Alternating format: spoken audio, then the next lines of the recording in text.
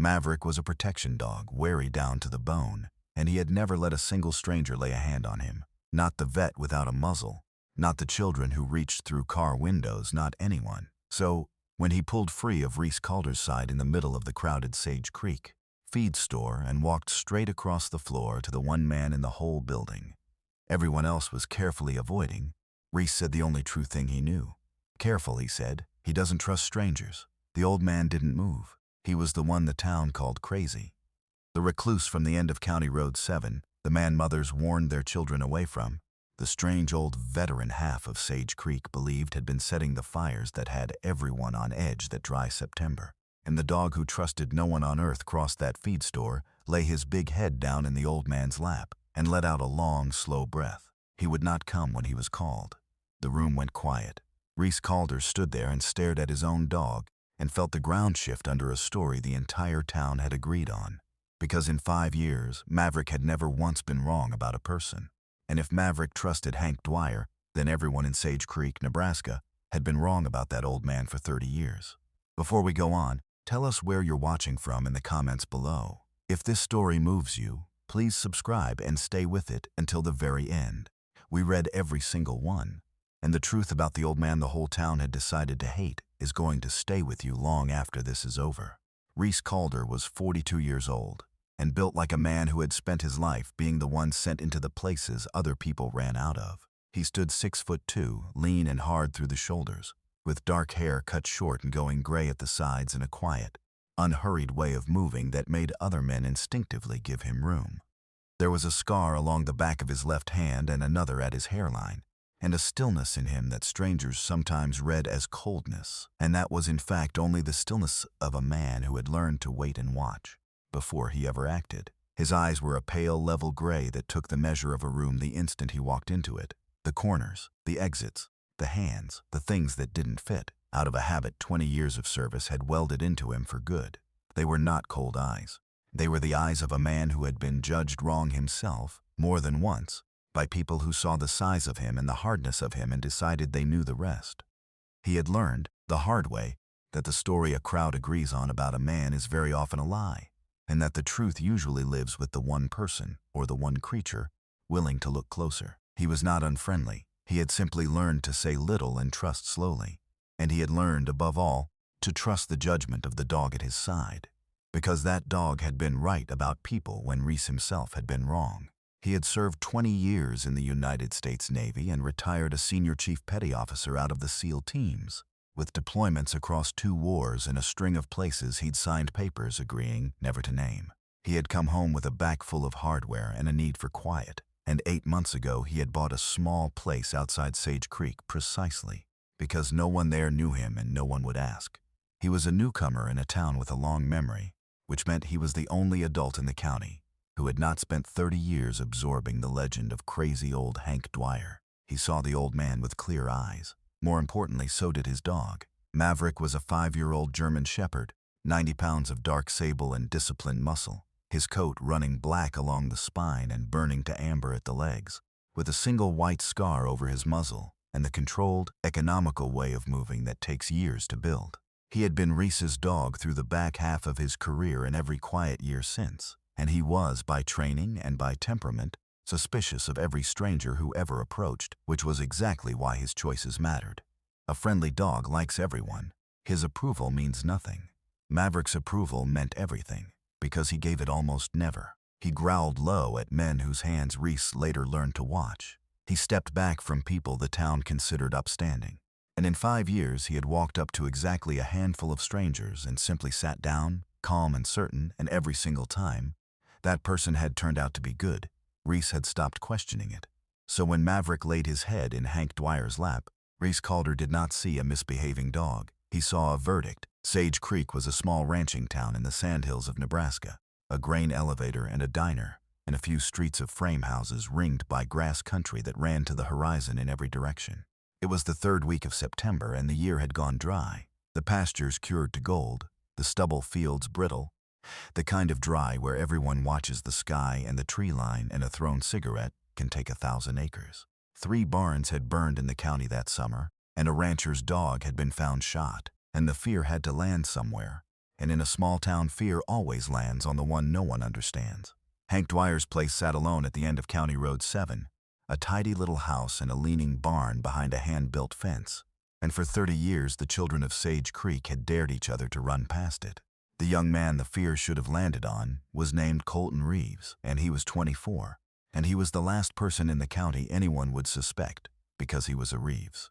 His family owned the bank, the car dealership, and the biggest spread in 3 counties. And the Reeves name was on the rodeo grounds and the high school scoreboard and a wing of the regional hospital. Colton had grown up never once hearing the word no, and he had curdled into the particular kind of young man that makes bored mean, certain that the rules were written for other people's sons. He and 2 friends had spent that dry summer doing things for the thrill of them, things that escalated the way such things do, from a shot dog to a torched equipment shed to barns, and every time, the town's certainty about crazy old Hank Dwyer had done Colton's work for him. Twice the sheriff had come sniffing near the Reeves boy, and twice a phone call from his father had ended it. Nobody's going to take the word of some burnt-out old psycho on County Road 7 over mine, Colton had laughed to his friends. He believed he was untouchable. In Sage Creek, with that last name, he had been exactly right. Hank Dwyer was 74 years old, and he carried himself, even under the weight of 30 years of being feared, with a worn and stubborn dignity. He had been an infantryman in Vietnam, 11 months in the worst of it, a man who had carried a wounded friend through a paddy under fire and watched most of his squad not come home. And he had returned in 1971 to a country that called men like him names in airports. And something in him had gone quiet and stayed quiet. He had married a good woman named Ruth, and farmed his little place and kept to himself. And when Ruth died of cancer 11 years back, he had stopped coming to town almost entirely, because grief and a lifetime of being misjudged had taught him that the world was easier to bear from a distance. He was not crazy. He was not dangerous. He was a gentle, broken, decent man who fed the birds and tended his wife's roses and spoke to almost no one. And the town had built a monster out of his silence, because a monster was easier than the truth, which was that they had failed, for 30 years, to so much as ask him his story. The dog had asked it in 3 seconds. The dog had known. There was a thing Hank never spoke of, that lived just behind his eyes on the bad nights. A paddy in the gray dawn, the weight of a friend named Doyle across his shoulders, the water pulling at his legs, Doyle's voice getting fainter with every step, and Hank telling him to hold on, hold on. We're almost there, and they had not been almost there, and Doyle had not held on, and Hank had carried him the last half mile anyway, because you do not put a man down in the water. He had been 19. He had come home and found that nobody wanted to hear it, and so he had folded it up and put it in a drawer with the medals and never taken either. One out again. The town thought his silence was something to fear. It was only grief that had never been given anywhere to go. Reese drove out to County Road 7 the next morning, because a man whose dog had made a verdict like that owed it to himself to understand why. Hank met him at the fence, wary, expecting cruelty the way a beaten animal expects it, and then Maverick jumped down from the truck and trotted to the old man and leaned against his leg, and something in Hank Dwyer's weathered face came undone. They talked for 2 hours. Reese saw the tended roses and the clean little house and the photo of Ruth on the mantel and the box of medals Hank kept in a drawer and had never shown a soul, and he saw a man the whole county had slandered. He also saw, with the trained eye that had kept him alive in worse places, that the story of the fires did not fit the man in front of him at all. "They think it's me," Hank said simply, not bitterly, just tired. "They've always thought the worst of me. A man gets used to it." Reese looked at his dog, calm at the old man's feet, and made a decision. He did not say it out loud. He just started paying attention. What he paid attention to, over the next 2 weeks, did not add up the way the town story said it should. The fires moved in a pattern no shut-in could manage on foot. Maverick, riding with Reese through town, came up off the truck seat with his hackles raised exactly once, when a lifted truck full of young men rolled past.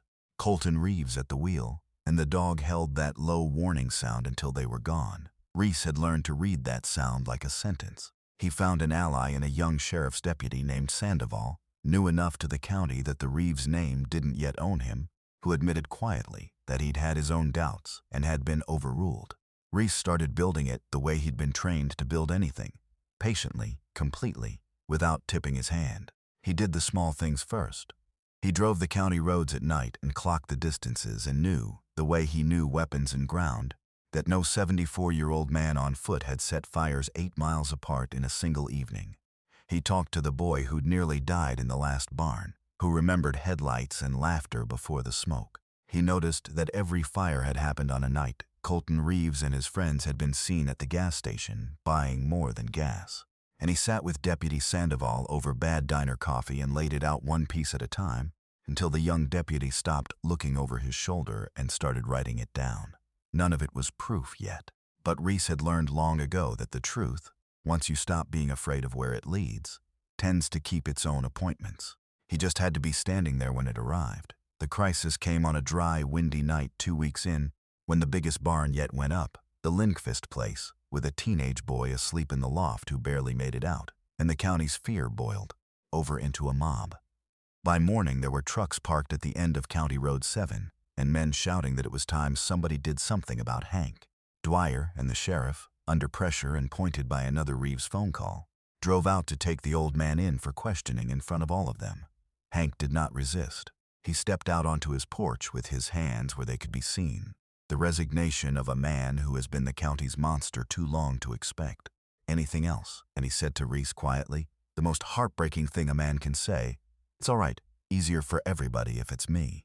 Maverick would not leave his side. The dog pressed against the old man's legs and faced the crowd and would not be moved. And for one long moment it looked as though 30 years of cruelty was going to win, and a good man was going to take the fall for a coward with a famous name. Reese Calder stood at the edge of it and felt the old, cold certainty settle over him. He was not going to let this happen. It was the dog who broke it open the next morning at the burned Lindqvist barn. Reese had convinced Deputy Sandoval to work the actual scene before they booked anyone, and he brought Maverick, and he gave the dog the scent off a gas can the arsonist had been careless enough to leave at the tree line. Maverick put his nose down and worked the ground the way he had been trained to work it half a world away. And he did not lead them toward County Road 7. He led them across a stubble field to a set of fresh tire tracks, and then, that afternoon, in town, straight to a lifted truck parked outside the diner, where he stood rigid and gave that same low warning he'd given once before, while Colton Reeves went pale behind the wheel. The gas can match the ones from the Reeves ranch shop. One of Colton's friends hauled in and faced with it, folded inside an hour, and it all came down in front of half the town on the diner's main street, where it had begun. Reese stood with the old man at his side and faced Colton Reeves, and he did not raise his voice, and the quiet of it carried down the whole street. Senior Chief Reese Calder, United States Navy, retired. 20 years. He nodded at the dog. "This animal doesn't trust anyone. He spent 2 weeks telling me 2 things, and he's never once been wrong about people. He told me that man," he looked at Hank, "is good. And he told me you." He looked at Colton or not. "The deputy's got the gas can. He's got the tracks. He's got your friend in a room right now telling him all of it. You let this whole county hate a war veteran for 30 years, and then you tried to burn your crimes onto him while a boy was asleep in that loft. He let it sit. Your name doesn't reach far enough to cover this one." Colton's smirk came apart. "You can't prove. My father will have your."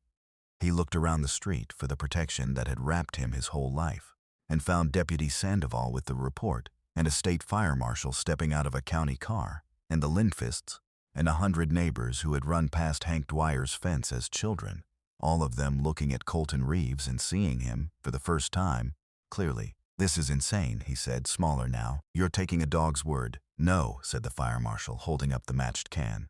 "We're taking this." Nobody spoke for a long time after the cuffs went on.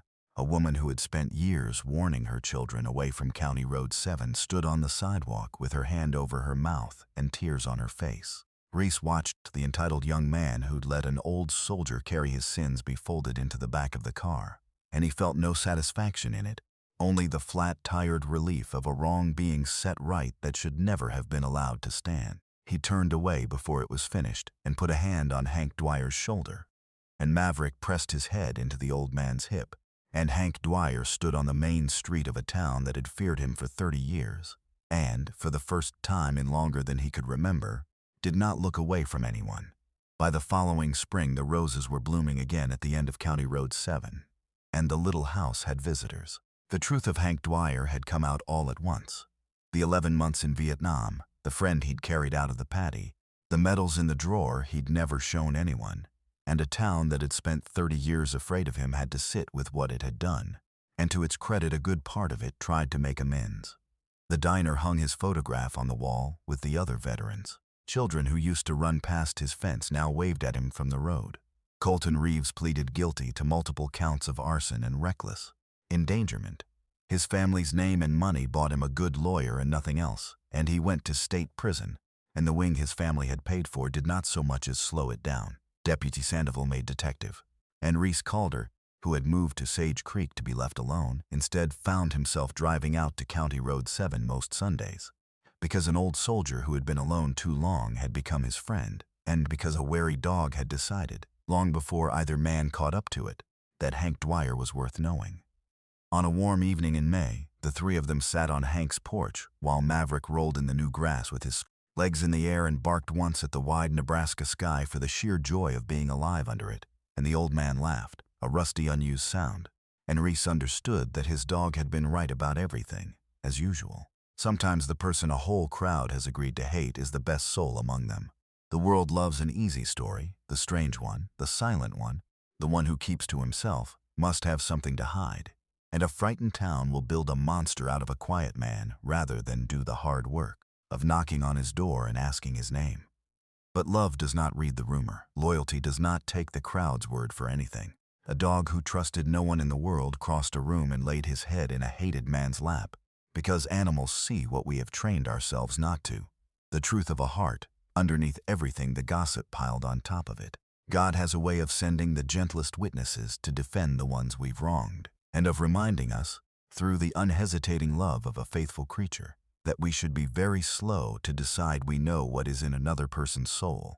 Go knock on the lonely door. Ask the quiet one his story. You may have been wrong about him all along. If this story touched your heart, share it with someone who needs the reminder to look past the rumor and see the person underneath. Leave a comment and tell us where you're watching from. And tell us this: have you ever discovered that someone the world had written off was, all along, one of the good ones? Your story may be exactly the light someone else needs tonight. And if you believe in second looks, hidden goodness, and the loyalty that sees the truth of a person, please subscribe to the channel so you never miss the next one. May God bless you, protect your family, soften your judgment of the lonely and the misunderstood, and remind you always, the heart of a person is rarely the story the crowd has agreed to tell.